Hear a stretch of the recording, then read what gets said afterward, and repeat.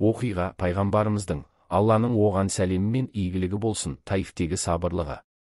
Бұл оқиға пайғамбарымыз Мұхаммедтің, Алланың оған сәлемі мен игілігі болсын, өмірінен алынған және кешірімділіктің ең жоғары үлгісі болып табылады.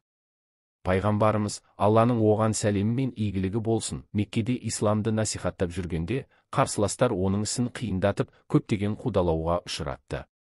Сол себепті ол Таиф қаласына барып, халықты исламға шақыруды ұйғарады.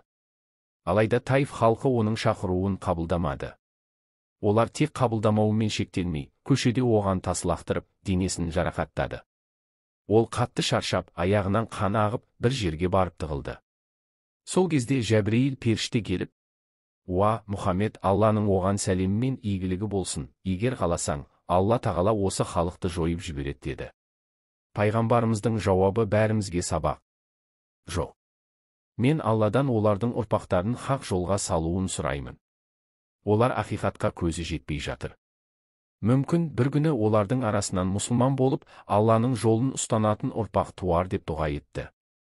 Бұл оқиғадан сабақ алуымыз керек. Кешірімділік пайғамбарлардың қасиеті. Жамандық көргенде кек алуға емес, дұға етуге бейім болу керек. Сабырлы болу. Қандай ауыр жағдай болса да, сабыр сақтап, Алланың разылығын іздеу маңызды. Болашаққа үмітпен қарау.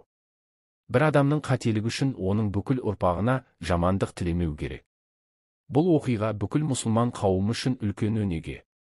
Жамандық жасаған адамдарды кешіре білу Аллаға жақындататын қасиет.